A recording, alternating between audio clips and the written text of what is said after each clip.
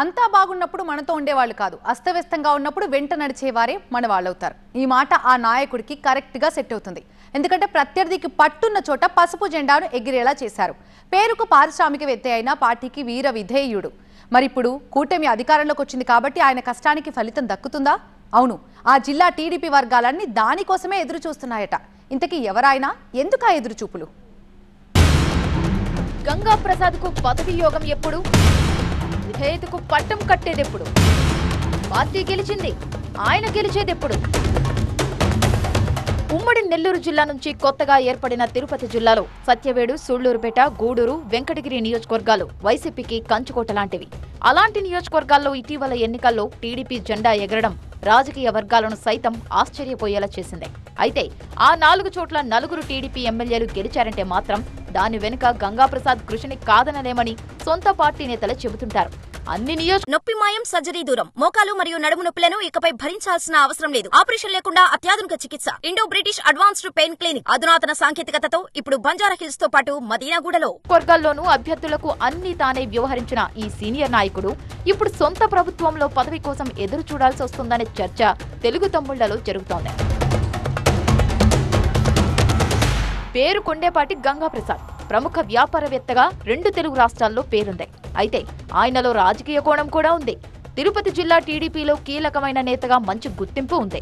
అధినేత చంద్రబాబుతో మంచి సాన్నిహిత్యం కూడా ఉంది.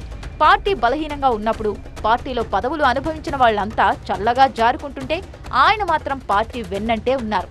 అందుకే ఇటు కేడర్ దగ్గర, అటు హైకమాండ్ దగ్గర ఆ స్థాయి గుర్తింపు ఉందట.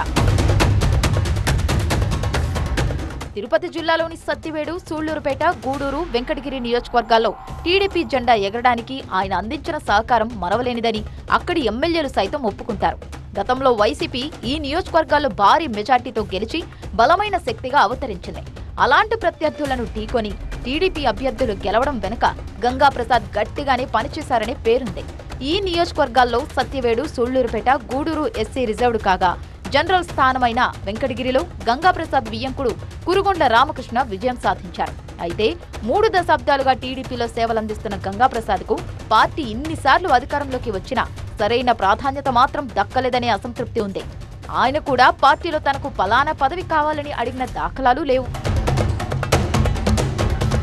పార్టీ అంటే ఇష్టం, పార్టీ ఏం చెబితే అదీ చేయడం ఇష్టం.